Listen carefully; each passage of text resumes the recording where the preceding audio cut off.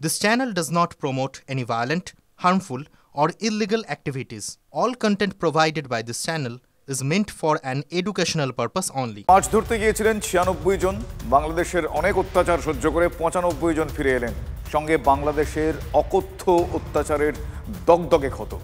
কিন্তু ৯৫ জন ফিরলেও একজনের ফেরা হলো না। ৯৫ পরিবারে যখন স্বস্তির নিঃশ্বাস, তখন কাকদ্বীপের এক কোণে সব হারানোর হাহাকার। আসুন দেখি। বাড়ির মানুষগুলো বাড়ি ফিরেছে, কিন্তু কারো চোখে মুখে স্বস্তি নেই। বাংলাদেশ নৌসেনার অত্যাচারের স্মৃতিগুলো তাড়িয়ে বেড়াচ্ছে। কাকদ্বীপের মৎস্যবন্দরে এসে ভিড়েছে ওই ট্রলারটাও, যার দায়িত্বে ছিলেন গুণমণি। বাংলাদেশের নৌসেনার জাহাজের ধাক্কায় সমুদ্রের জলে ছিটকে পড়েছিলেন গুণমণি। আমি এখন অভিজিৎ ৩ নম্বর ট্রলারে রয়েছি। কেন এই ট্রলারে আসার কথা? এই ট্রলার ব্যাপকভাবে ক্ষতিগ্রস্ত, আর এই ট্রলার থেকে এক মৎস্যজীবীর মৃত্যু হয়েছে, একজন মাঝি। তার কোথায় কি হয়েছে? ড্রাইভার আর কি, ইঞ্জিনের ড্রাইভারের তার মৃত্যু হয়েছে। আমি যদি একটুখানি পাশের ট্রলারের সঙ্গে এই ট্রলারটার তুলনা করি, তাহলে বুঝতে পারছেন যে পাশের ট্রলারটার এই উপরে গার্ড রয়েছে, এই জায়গাটা সুন্দরভাবে সাজানো রয়েছে। কিন্তু এইটা দেখুন, আমি আমার ক্যামেরা পার্সন সুদীপকে বলবো এই জায়গাটা দেখাতে, যে পেছন থেকে এসে বাংলাদেশের নৌবাহিনীর জাহাজ এমন ধাক্কা মারে যে এই জায়গাটা, ট্রলারের এই পিছনের অংশটা ব্যাপকভাবে ক্ষতিগ্রস্ত হয়েছে, ওখানে দরজা ভেঙে পড়ে রয়েছে। আর এই জায়গাতে ইঞ্জিনের বা ড্রাইভার যিনি ছিলেন, তিনি এই ইঞ্জিনের ড্রাইভার এখানে ছিলেন, এখান থেকেই টপকে তিনি এখানে পড়ে যান, জলে পড়ে যান, এবং পড়ে গিয়েছিলেন মূলত ৫ জন।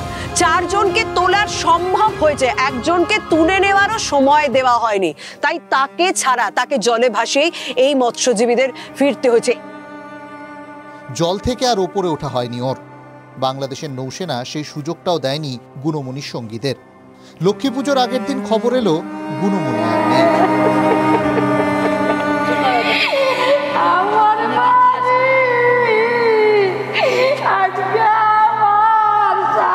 নতুন বছরে বাংলাদেশের হাতে বন্দি ৯৫ জন মৎস্যজীবী ফেরত এলেন বাড়িতে, আর একটা ব্যাগ বন্দি হয়ে এলো গুণমণির জামা কাপড়। সেটাই আঁকড়ে বুক ফাটা কান্নায় গুণমণির স্ত্রী শিখা।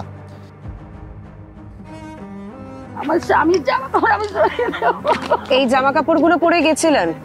এই জামা কাপড় লক্ষ্মী পুজোর একদিন আগে তিনি খবর পান তার বাড়ির যে লক্ষ্মী আনে, যিনি রোজগার করেন, তিনি নেই। তবু না চলে বিশ্বাস হয় না, কালকে সবাই ফিরেছেন, ৯৫ জন মৎস্যজীবী ফিরেছেন, তার সঙ্গে তার স্বামীর জামা কাপড় ফিরেছে। এই জামা কাপড়গুলো ফিরেছে, সেই জামা কাপড়গুলো এখন এই মুহূর্তে মানে তিনি স্বাভাবিক বুকে আগলে রেখেছেন, এবং তিনি কিভাবে চালাবেন এরপর, এটা উনি এই প্রশ্নটা আমাদের প্রত্যেককে খুঁজছে। কাকদ্বীপের অনেকটা অংশ জুড়ে যখন স্বস্তি, তখন এক কোণে হাহাকার। সবাই এলো, শুধু একজন ছাড়া।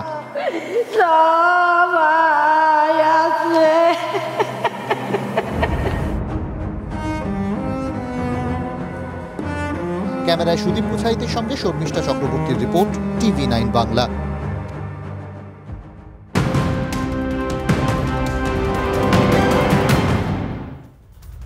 অন্যদিকে তৃণমূল কংগ্রেস নেতা দুলাল সরকার খুনে এখনো তৃণমূল কংগ্রেস নেতাকে জিজ্ঞাসাবাদ চলছে। তৃণমূল নেতা শহর সভাপতি নরেন্দ্রনাথ তিওয়ারি এবং তার 2 ভাইকে জিজ্ঞাসাবাদ চলছে। ধৃত 5 জনের উপস্থিতিতে ইংরেজবাজার থানায় এই মুহূর্তে জিজ্ঞাসাবাদ চলছে। 10 ঘন্টা ধরে পুলিশি জিজ্ঞাসাবাদ জারি রয়েছে। লেটেস্ট কি আপডেট আমি জানবো আমার সহকর্মী শুভতোষ এই মুহূর্তে। শুভতোষ, 10 ঘন্টা ধরে জিজ্ঞাসাবাদ চলছে এবং অত্যন্ত গুরুত্বপূর্ণ যে কয়েকটা ফ্যাক্টরস এখানে উঠে আসে, এক শত্রুতা, পাশাপাশি পদ পেয়ে যেতে পারেন তার একটা আগাম, সব মিলে এখনো পর্যন্ত কি জানা যাচ্ছে আর কি কি জানতে পারছো? দেখো, চৈতালি সরকার প্রথমেই কিন্তু পুরোপুরিভাবে অভিযোগ করে দিয়েছেন যে দলেরই একজন কোনো প্রভাবশালী নেতা, যিনি বা যারা কয়েকজনও হতে পারে, এবং তারা কিন্তু সম্পূর্ণভাবে দায়ী, এবং এমনটাও তিনি মনে করছেন যে পথের কাঁটাকে সরিয়ে দেওয়ার উদ্দেশ্যে কিন্তু এই ধরনের এই হত্যাকাণ্ড সংঘটিত হয়েছে। তো খুব স্বাভাবিকভাবেই কিন্তু এইটা একেবারে নজরদারি ছিল, অন্য কেউ নয়, দলেরই কেউ। আর তারপরেই এই নরেন্দ্রনাথ তিওয়ারি, যিনি প্রাক্তন চেয়ারম্যান, এর পাশাপাশি তিনি কিন্তু শহর সভাপতি তৃণমূলের, তিনি এবং তার দুই ভাইকে পুলিশ জিজ্ঞাসাবাদের জন্য তলব করে। এবং তোমাকে যেটা বলছি যে প্রায় 12:30টার সময় তারা এখানে ঢুকে পড়ে, এবং এখনও পর্যন্ত এই ইংরেজবাজার থানাতেই যেখানে আমি রয়েছি সেখানে তাকে জিজ্ঞাসাবাদ করা হয়েছে, এবং টানা দুজন অ্যাডিশনাল এসপি থেকে শুরু করে অন্যান্য পুলিশ আধিকারিকরা তাকে জেরা করছিলেন। কিছুক্ষণ আগে পুলিশ সুপার প্রদীপ কুমার যাদব তিনিও এসেছেন, যদিও তিনি জেরার সময় তিনি ফোনে কোঅর্ডিনেশন চালিয়ে যাচ্ছিলেন, এরপরে তিনিও এসেছেন, এবং একই সাথে অন্যান্য পুলিশ আধিকারিকরা রয়েছেন। দফায় দফায় বিভিন্ন ঘরে তাকে জেরা করা হচ্ছে। পাশাপাশি যে 5 জন ধৃত ধরা পড়েছে সেই 5 জনকেও নিয়ে আসা হয়, তাদেরকেও মুখোমুখি রেখে জেরা করা হয়। এই দফায় দফায় তাদেরকে নিয়ে বিভিন্নভাবে তাদেরকে জেরা করা হয়েছে, এবং সেই ধৃত 5 জনকে জিজ্ঞাসাবাদ চলছে। ধন্যবাদ সুব্রতোষ। অন্যদিকে HMPV তার নজরদারি, এই প্রক্রিয়ার রূপরেখা চূড়ান্ত করেছে স্বাস্থ্য ভবন। তীব্র শ্বাসকষ্টজনিত কারণে হাসপাতালে ভর্তি শিশুদের নমুনা সংগ্রহ এবং পরীক্ষার সিদ্ধান্ত নেওয়া হয়েছে। ভাইরাল প্যানেলে অসুস্থতার মূলে কোন ভাইরাস তা দেখার নির্দেশ দেওয়া হয়েছে। চিকিৎসা বিজ্ঞানের পরিভাষায় এই পরীক্ষার নাম বায়োফায়ার টেস্ট। নমুনা পরীক্ষায় HMPVর উপস্থিতিতে প্রয়োজনে জিনোমে সিকোয়েন্সিংয়ের সিদ্ধান্ত। তীব্র শ্বাসকষ্টজনিত কারণে হাসপাতালে চিকিৎসাধীন শিশুদের নমুনা সংগ্রহ করে পরীক্ষার জন্য NIRBY school of tropical medicine SSKM-এ পাঠানোর পরামর্শ দেওয়া হয়েছে। জিনোম সিকোয়েন্সিংয়ের যন্ত্র স্কুল অফ ট্রপিক্যাল মেডিসিনে রয়েছে, সেই যন্ত্র কাজে লাগানোর নির্দেশ দিয়েছেন মুখ্য সচিব। HMP ভাইরাস মিউটেশন না হলে উদ্বেগের কারণ নেই, এমনই মত রাজ্যের স্বাস্থ্য দপ্তরের বিশেষজ্ঞ চিকিৎসকদের।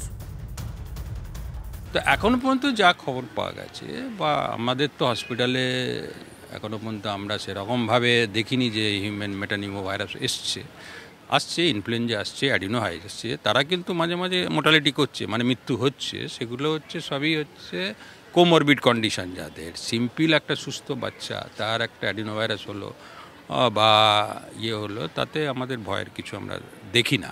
অল ভাইরাস এলে আমরা ভাইরাল প্যানেল করি, তাতে ধরা পড়তে পারে, কিন্তু তাতে আতঙ্কিত হওয়ার মতো এখনও পর্যন্ত সেরকম আমাদের কাছে কিছু আসেনি। এক্সক্লুসিভ ব্রেস্টফিডিং করো 6 মাস, 6 মাসের পরে বাড়ির তৈরি খাবার খাওয়া। তুমি যদি আর্টিফিশিয়াল খাও তাহলে তার একটু চান্স অফ ইনফেকশন হওয়ার বেশি। এর ভিরুলেন্স মারণ ক্ষমতা এবং এর যে ট্রান্সমিসিবিলিটি, এটা কতখানি ছোঁয়াচে, এইগুলো হয়তো তুলনামূলকভাবে অন্যান্য যে রেসপিরেটরি ভাইরাস তার থেকে কম, যেই জন্য সিমটমসগুলো পুরো ফ্লুয়ের মতোই সিমটমস। এবং বডি ইমিউনিটি যদি প্রপারলি বিল্ড আপ থাকে ভেতরে, তাহলে প্রতিরোধ শক্তি ঠিক থাকলে এই ভাইরাসের দ্বারা মারাত্মক কোনো ক্ষতি আপনার হবে না। এবার ভাইরাস ডেফিনেটলি একটা এনভায়রনমেন্টে একটা মিউটেশনের একটা ব্যাপার থাকে, কিন্তু হ্যাভিং সেড দ্যাট আমি এটুকু বলতে পারি যে এখন যেটুকু যা আমাদের কাছে এভিডেন্স আছে, এটি ওই পুরনো ভাইরাসটি এনভায়রনমেন্টের মধ্যে, কমিউনিটির মধ্যে ঘুরছে। সেই কারণের জন্য বারংবার সমস্ত প্ল্যাটফর্ম থেকে আমরা একটাই কথা বলছি মানুষকে, যে অযথা প্যানিক স্ট্রাইকেন হওয়ার কোনো পরিস্থিতিতে আমরা এখনো পর্যন্ত নেই। HMP ভাইরাস নিয়ে অ্যাডভাইজারি জারি করেছে কেন্দ্র, আর এরপর রাজ্যের স্বাস্থ্য দফতরও HMP ভাইরাসের ওপর নজরদারি কিভাবে চালানো হবে তার রূপরেখা চূড়ান্ত করল। দুপুরে জেলার মুখ্য স্বাস্থ্য আধিকারিকদের সঙ্গে বৈঠক, এবং বৈঠকে জানিয়ে দেওয়া হলো যে হাসপাতালে তীব্র শ্বাসকষ্টজনিত কারণে যে সকল শিশু ভর্তি হচ্ছেন তাদের নমুনা পরীক্ষা করে নজরদারি চালাতে হবে। যদি দেখা যায় যে HMP ভাইরাসের জন্য অসুস্থতা, তাহলে সেক্ষেত্রে চিকিৎসকেরা যদি মনে করেন তাহলে সেই সংশ্লিষ্ট রোগীর ক্ষেত্রে তার নমুনা সংগ্রহ করে জিনোম সিকোয়েন্সিংয়ের জন্য পাঠানো হবে। নমুনা কোথায় পাঠানো হবে? নমুনা পাঠানো হবে আগে যা নাইসেট নামে পরিচিত ছিল, এখন যা নির্বি, সেই নির্বিতে, বেলেঘাটার নির্বি ক্যাম্পাস, সেই নির্বিতে পাঠাতে হবে।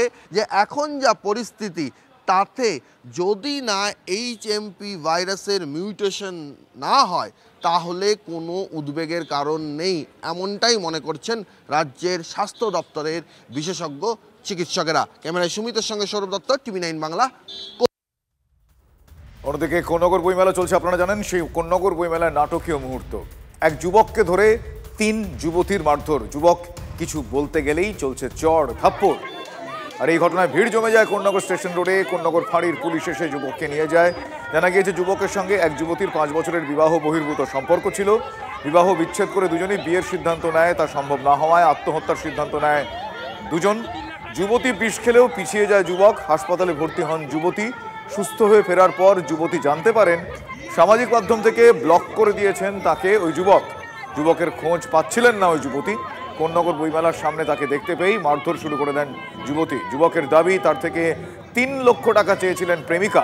দুজনকেই পুলিশ ফাঁড়িতে ডেকেছে পুলিশ। অভিযোগের ভিত্তিতে আইনানুগ ব্যবস্থা নেওয়া হচ্ছে। কলকাতার যুবভারতী ক্রীড়াঙ্গনে হওয়ার কথা ছিল ISL এর ডার্বি ম্যাচ। কলকাতা থেকে এবার সেটা সরল গুয়াহাটিতে। 11ই জানুয়ারি হবে। তবে যুবভারতীতে ম্যাচ হওয়ার কথা থাকলেও গঙ্গাসাগর মেলার জন্য পুলিশ অনুমতি দেয়নি। আগেই আয়োজক মোহনবাগানকে জানিয়ে দেয় বিধাননগরের পুলিশ কমিশনারেট।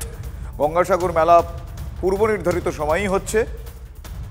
FSDL এর দেওয়া প্রাথমিক ক্রীড়াসূচি দেখার পর তা পাল্টানোর আর্জি জানায়নি আয়োজক মোহনবাগান, যার জেরে কলকাতার অধিকাংশ ফুটবল প্রেমীরা ডার্বি দেখা থেকে বঞ্চিত হচ্ছেন। আর এই দায় কার? সরগরম ময়দান। মোহনবাগান ক্লাবের প্রাক্তন সচিব সৃঞ্জয় বসু সরাসরি দায় ঠেলেছেন বর্তমান ক্লাব কর্তাদের ঘাড়ে।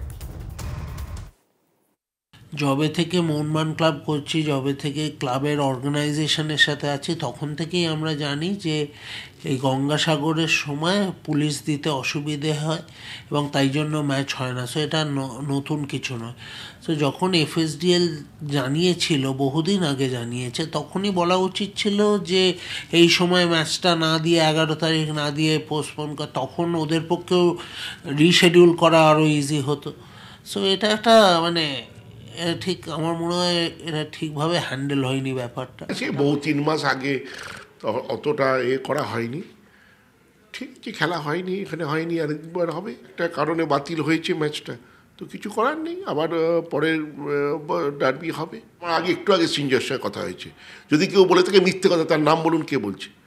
আমার একটু আগে সিঞ্জয়ের সঙ্গে কথা হয়েছে। আমার কোনো বিরোধী নেই, প্রথম কথা। আর কোনো বিরোধী পক্ষ এরকম কোনো কথা বলছে